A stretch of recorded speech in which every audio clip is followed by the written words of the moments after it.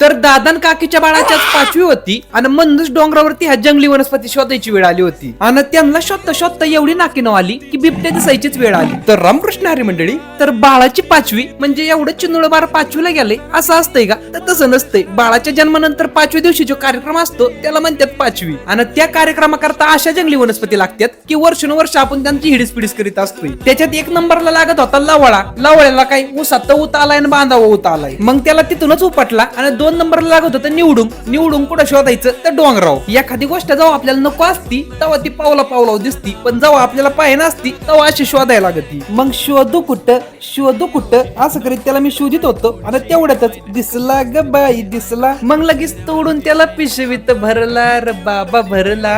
बाकी तुम्ही इथपर्यंत व्हिडिओ बघितला असेल तर तुम्हाला नक्कीच आवडला असेल. मग असंच गावच्या पोराचा व्हिडिओ बघायचा असेल तर मला फॉलो करून टाका आणि तुमच्याकडे पण 5वीला अशा वनस्पती वापरतात का नाही ते पण कमेंट करून सांगा.